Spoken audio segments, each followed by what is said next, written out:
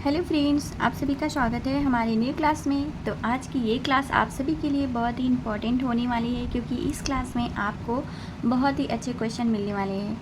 क्योंकि इस क्लास में जो क्वेश्चन आपने अभी तक नहीं पढ़ा होगा वो सारे क्वेश्चन को आप सब पढ़ेंगे, ठीक है। तो टाइम को वेस्ट ना करते हुए चलो हम क्लास को स्टार्ट करते हैं। तो आज का हमारा टॉपिक है ब्लड प्रेशर। तो ब्लड प्रेशर से रिलेटेड आज हम पढ़ेंगे बहुत ही इंपॉर्टेंट क्वेश्चन जो आपकी पिछले एग्जाम में बहुत ही रिपीटेड है। तो इन सारे क्वेश्चन को पढ़ने के लिए हमारी इस वीडियो को आप लोग पूरा देखिए, और हाँ, ऐसी ही वीडियो को देखने के लिए आप हमारे चैनल को सब्सक्राइब जरूर कर लेना। चलिए क्लास को स्टार्ट करते हैं।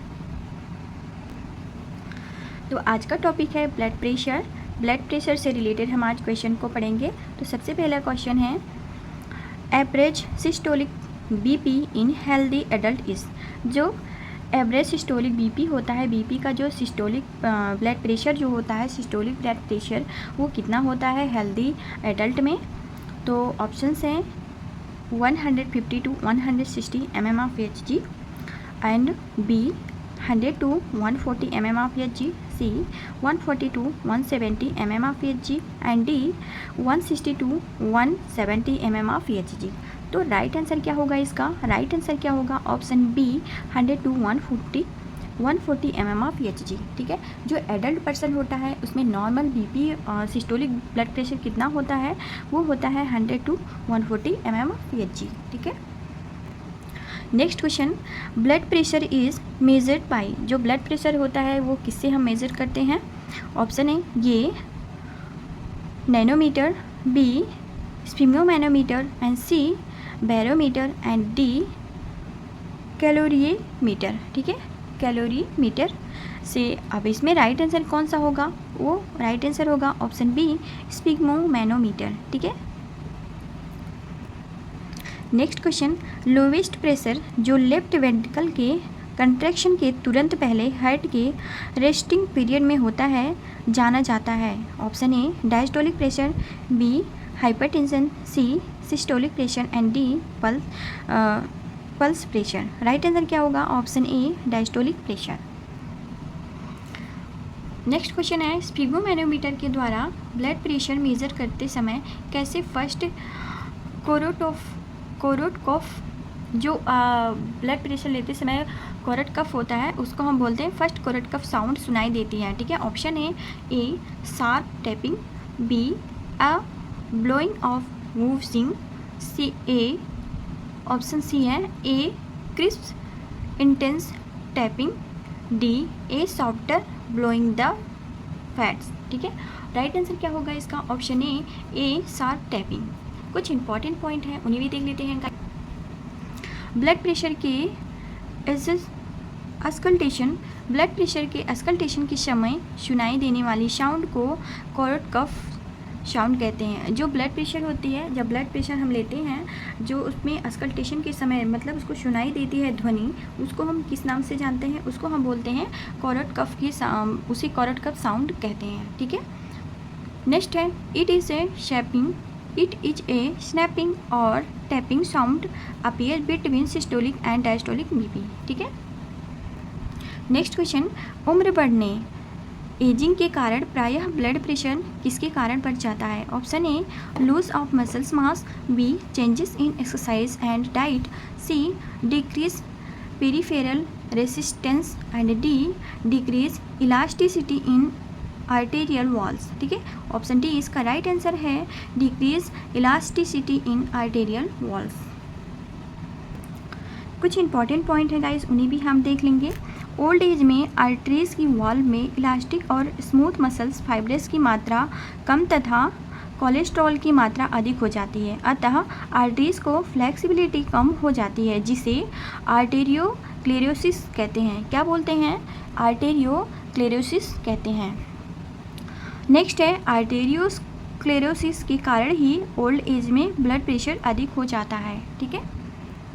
नेक्स्ट क्वेश्चन है, सामान्य औसत मीन पल्मोनरी आर्टरी प्रेशर होता है। Option A 10 to 15 mm of Hg, B 15 to 20 mm of Hg, C 20 to 25 mm of Hg, and D 25 से 30 mm of Hg। Right answer क्या होगा इसका? ऑप्शन सी 20 से 25 mm of Hg।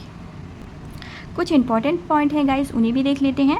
Normal pulmonary artery में दबाव 30 to 20 mm of Hg होता है। Arteries में पाए जाने वाले औसत बीपी का निर्धारण डायस्टोलिक बीपी के 2 गुने में सिस्टोलिक बीपी जोड़कर योग में 3 का भाग देकर किया जाता है। ठीक है, mean pulmonary artery pressure is equal to 2 × 20 + 30/3 is equal to 70/3 is equal to 23 mm of Hg। ठीक है, next question, difference between systolic and diastolic blood pressure is called. Option A pulse range, B pulse pressure, C pulse length, D pulse deficit. Right answer क्या होगा इसका? Option B pulse pressure. कुछ important point है guys, उन्हें भी देख लेते हैं। सिस्टोलिक और डायस्टोलिक बीपी के डिफरेंस को पल्स प्रेशर कहते हैं। नेक्स्ट, सिस्टोलिक सर्कुलेशन में इसकी औसत मात्रा 40 mm ऑफ Hg होता है। हार्ट की पल्स एपिकल पल्स से रेडियल पल्स का कम होना पल्स डेफिसिटी कहलाता है। यह प्रायः आर्टेरियल फिब्रिलेशन में होता है। Next, right and left ventricle से प्रति मिनट निकलने वाले रक्त की मात्रा को कार्डियक आउटपुट कहते हैं। ठीक है, नेक्स्ट क्वेश्चन क्या है? नेक्स्ट क्वेश्चन है pulse pressure of BP 140 to 90 mm of Hg is. Option A 50 mm of Hg, B 140 mm of Hg, C 90 mm of Hg and D none of above. Right answer क्या होगा? Option A 50 mm of Hg। Next question, pulse pressure of BP. Next question है, if a patient's blood is 160/100 then his pulse pressure is। option A 242, B 60 and C 96 and D 150। Right answer क्या होगा इसका? Option B 60। Next question क्या है? Normal portal Venus pressure is. Option A 50 से 10 mm of Hg, B 10 से 15 mm of Hg, C 15 to 20 mm of Hg and D 20 to 25 mm of Hg। Right answer क्या है? Option ए 5 से 10 mm of Hg। ठीक है, कुछ important point है guys, उन्हें भी देख लेते हैं। Portal venous pressure means the pressure into hepatic portal vein. Next, it is normally between 5 to 10 mm of Hg। It's increase called portal hypertension. ठीक है, नेक्स्ट क्वेश्चन, कार्डियक आउटपुट की गणना करने के लिए हार्ट रेट को किससे मल्टीप्ली करते हैं? ठीक है, option A stroke volume, B systemic arterial pressure, C pulmonary arterial pressure and D circulatory value. ठीक है, राइट आंसर क्या होगा इसका? Option A stroke value. कुछ इंपॉर्टेंट पॉइंट है गाइस, उन्हें भी देख लेते हैं। Cardiac output is determined by multiplying the stroke value by the heart rate, जिसे हम और शॉर्ट फॉर्म में EHR भी कहते हैं। Next, cardiac output is equal two stroke value into heart rate. ठीक है, next question, the amount of blood pumped out by each ventricles per minute is called। Option A end diastolic value, B stroke value, C cardiac output, D injection fraction। Right answer क्या होगा? Option C cardiac output. Next question, प्रत्येक ventricular contraction में eject की गई blood की amount को कहते हैं। Option A cardiac output, B stroke value, C tidal value and D expiratory reserve. Right answer क्या होगा? Option B stroke value. Next question, एक 70 kg वेट के हेल्दी व्यक्ति में रेस्ट के समय स्ट्रोक वॉल्यूम होती है। Option A 50 ml, B 150 ml, C 70 ml and D 100 ml। Right answer क्या होगा इसका?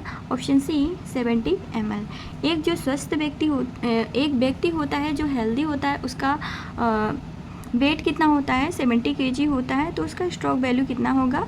राइट आंसर होगा उसका 70 ml। ठीक है, नेक्स्ट क्वेश्चन है cardiac output is increase in case of option A shock, B arrhythmia, C congestive heart failure and D hypoxia. Right answer क्या होगा? Option D hypoxia.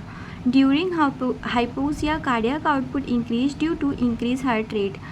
इस कुछ इंपॉर्टेंट पॉइंट था इस गाइस, ये था इसका जो ड्यूरिंग हाइपोक्सिया होता है cardiac output increase due to increase heart rate.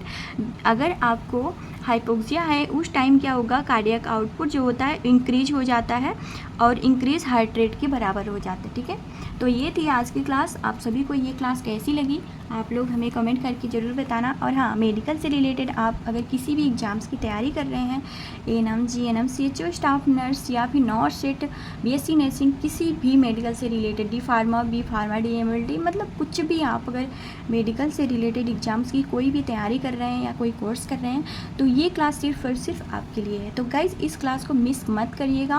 और ऐसे ही इंटरेस्टिंग क्वेश्चन को पढ़ने के लिए और रिपीटेड क्वेश्चन को पढ़ने के लिए आप हमारे चैनल पर नए हैं तो चैनल को लाइक, शेयर, कमेंट करना और चैनल को सब्सक्राइब करना। मिलते हैं नेक्स्ट वीडियो में। और हाँ, बेल आइकन प्रेस करना बिल्कुल मत भूलना, क्योंकि अगर जब भी मैं वीडियो अपलोड करूँ तुरंत आपको मिल सके। मिलते हैं नेक्स्ट क्लास में और भी अच्छे क्वेश्चन के साथ। तब तक अपना ख्याल रखिए, अपनों का ख्याल रखिए, पढ़ते रहिए। Thanks for watching.